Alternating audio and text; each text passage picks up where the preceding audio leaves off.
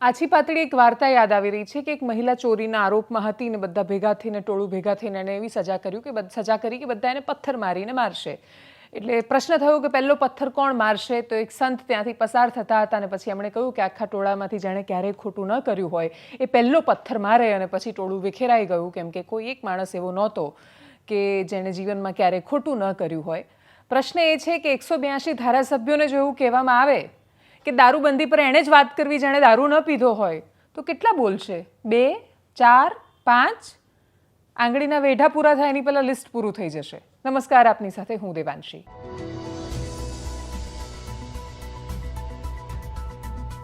કોંગ્રેસની જન આક્રોશ યાત્રાનો પહેલો ફેઝ, પહેલો તબક્કો પૂરો થયો.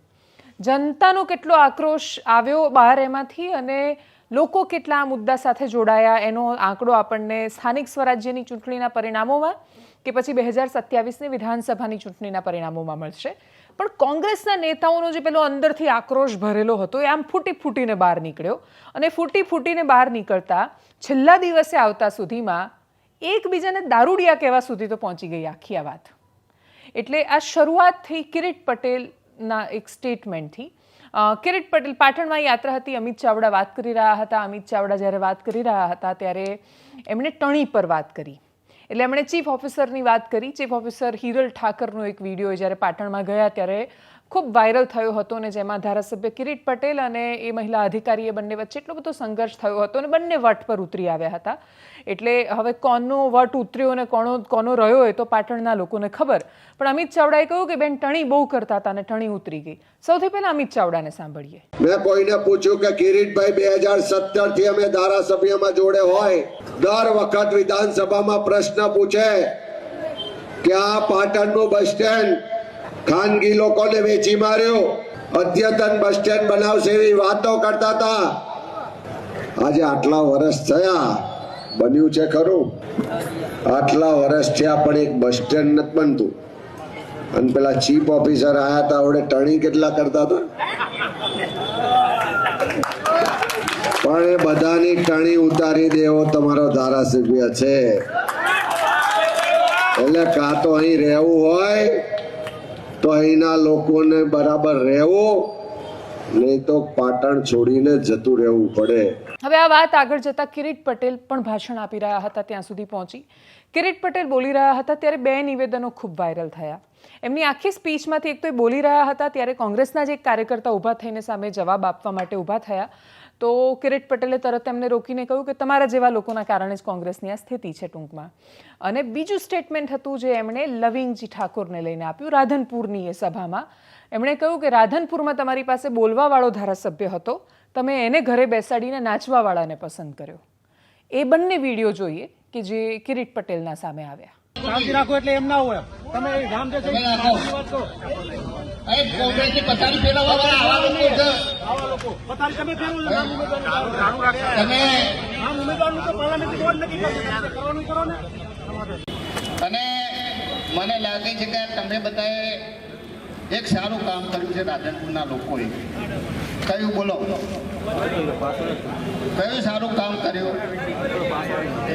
બોલવા વાળા ધારાસભ્યને કાઢી અને નાચવા વાળા ધારાસભ્ય લાવ્યા. સાચી વાત કે ખોટી વાત? હવે તમારે ફરીથી બોલવા વાળાને રાખવાના છે કે નાચવા વાળાને રાખવાના છે?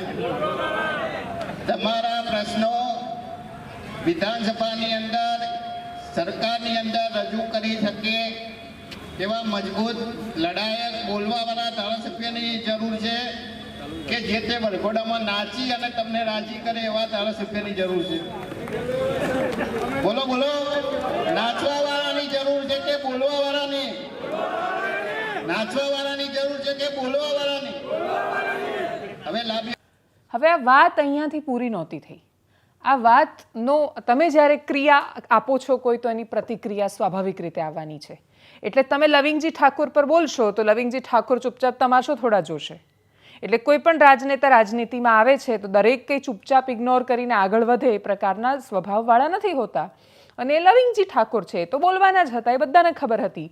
અને એટલે જ અમુક નેતાઓનો સ્વભાવ બહુ જ બધા લોકો જાણતા હોય છે. એટલે એમને ખબર હોય કે અહીંયા સળી કરશો એટલે તરત રિએક્શન એનું આવવાનું છે.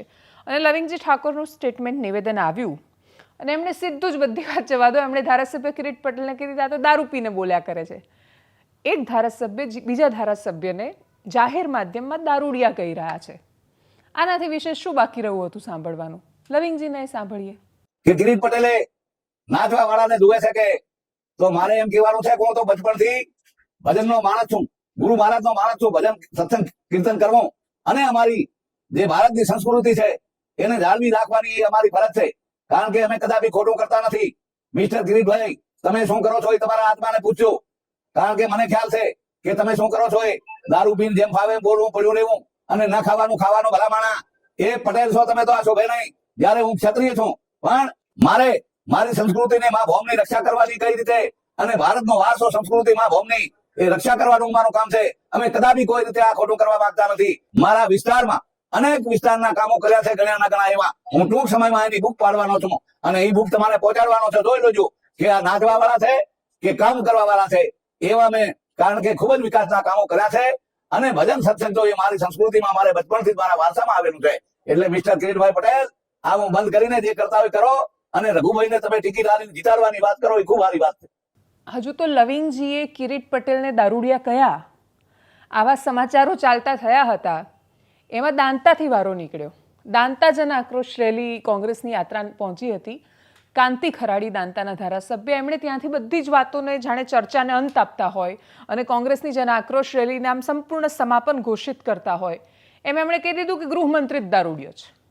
આ પ્રકારનું સ્ટેટમેન્ટ એ આપી રહ્યા છે. ધારાસભ્યો ખરેખર એકબીજાને દારૂડિયા કહી રહ્યા છે. બીજું કે નેતાને અધિકારી કરે તો પાર્ટી, એ તો પેલો રસ્તા પર જઈને કોઈ કરતું હોય તો એને દારૂડિયો કહીએ. બાકી તો ક્યાં, બાકી મોટા લોકો કરે એને તો પાર્ટી કહેવાય. એ અલગ પ્રકારના દંભ અને અલગ પ્રકારની દારૂબંધીની વચ્ચે આપણે જીવી રહ્યા છીએ. અને એની વચ્ચે જ્યારે નેતાઓ એકબીજાને દારૂડિયા કહેવા પર ઉતરી આવે તો પછી કશું વિશેષ બાકી નથી રહેતું. કાંતિ ખરાડીને સાંભળીએ. ગુજરાતના ગૃહમંત્રી પોતે દારૂડિયા છે તો ગુજરાતની જનતા દારૂડિયા કેમ કરી રહી છે? નાના દીકરાઓ દારૂ પીને એક્સિડન્ટ અથવા તો બીજી રીતે મરી જાય છે. નાની દીકરીઓ વિધવા થઈ રહી છે. એનું બધું જ પાકના ભાગીદાર કરતા ગુજરાતના ગૃહમંત્રી હોય અથવા તો ગુજરાતના સીએમ હોય, એમને શરમ આવવી જોઈએ.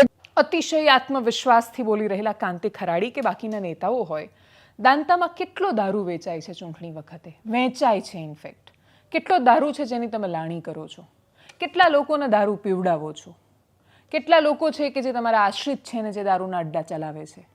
આ પ્રશ્નનો જવાબ ખાલી ધારાસભ્યો આપી દે કે પોતે ક્યાંથી દારૂ મંગાવીને પીવે છે અને કોણ કોના આશ્રયમાં ચાલી રહ્યું છે ને ચૂંટણીમાં એ કેટલો દારૂ પીવડાવે છે, અને બાકીના બધાને જવા દે, પોતાની જાતને જવાબ આપે. પણ નેતા બનવા માટે કદાચ એક વિશેષ પ્રકારની આવડતની જરૂર હશે કે જ્યાં જાત પોતાને પ્રશ્ન નહીં કરતી હોય. જો નેતાઓ ખરેખર પોતાને પ્રશ્ન કરી શકતા હોત, જો એમના મનમાં અરીસામાં એ મન નામનું એક દર્પણ હોત કે જેમાં એ પોતાના મનમાં જ પોતાના પડઘા સાંભળતા હોત અવાજના, તો એમનો અવાજ રોકાતો બોલતા પહેલા. એ વિચાર કરી શકતા, એ આ સ્તર પર ન આવી જતા કે એકબીજાને દારૂડિયા કહેવા માંડે. કારણ કે આપણે જે વ્યવસ્થાનું નિર્માણ કર્યું છે એ વ્યવસ્થામાં આપણે દંભને એટલો બધો સાચવીને રાખ્યો છે કે એ દંભમાં દારૂબંધી વિશે વાત કરતા ધારાસભ્યો એ આ રાજ્યના લોકતંત્ર માટે એટલા શરમજનક પુરવાર થઈ રહ્યા છે કે દરેક ધારાસભ્ય ખાલી પોતાના વિસ્તાર માટે પણ પ્રયત્ન કરે ને દારૂ જુગારના અડ્ડા બંધ કરવાનો પ્રયત્ન કરે. એક એસપીની તાકાત નથી કે ચાલવા દે ત્યાં. પણ જ્યાં તમારા પણ અમુક એવા પોઈન્ટ છે, એવા મુદ્દાઓ છે કે જ્યાં અડવાથી તમને અસર થાય છે. અને એટલે જ એકબીજાના સહકારથી ચાલતી આ વાતો છે. પણ કદાચ રાજકારણ હવેના સમયમાં આનું જ નામ છે. વડગામ પહોંચવાના છે ગૃહમંત્રી વડગામ પહોંચે એની પહેલાં જિગ્નેશ મેવાણી એમને ખૂબ પડકાર આપ્યા છે.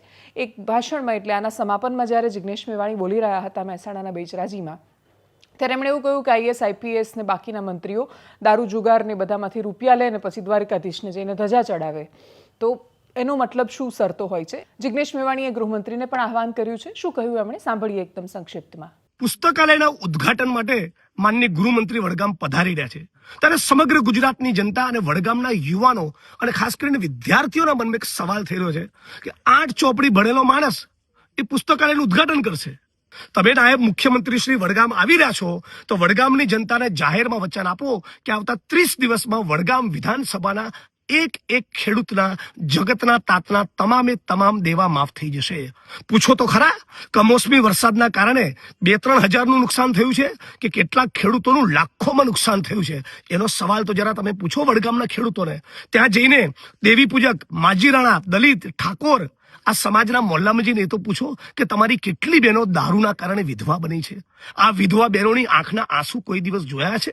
તમે આવો છો ને તો વચન આપતા જાઓ કે વડગામ વિધાનસભામાં ફરી કદી એક દારૂનું ટીપું નહીં વેચાય. જિજ્ઞેશભાઈ હોય ધારાસભ્ય કે ના હોય, આવી તમે બાંહેધરી આપો ને. આખું નવી પેઢીની એક નવું યુવા ધન એ ડ્રગ્સના રવાડે ચડ્યું છે. દરેક ચૂંટણી પહેલા CR પાટીલ આવે, માનનીય મુખ્યમંત્રી આવે, યોગી આદિત્યનાથ આવે, અને મેવાણીને ટાર્ગેટ કરવાના બદલે તમારામાં તાકાત હોય ને તો ડ્રગ્સને ટાર્ગેટ કરો, કુટણખાના ટાર્ગેટ કરો, દારૂ જુગારની બધી ટાર્ગેટ કરો, ઇલીગલ માઇનિંગ ટાર્ગેટ કરો. પૂછો તમારા પોલીસ સ્ટાફના સજ્જનના સારા પ્રમાણિક માણસોને કેટલો દારૂ રાજસ્થાનથી આવે છે. તમારામાં શરમનો છાંટો છે?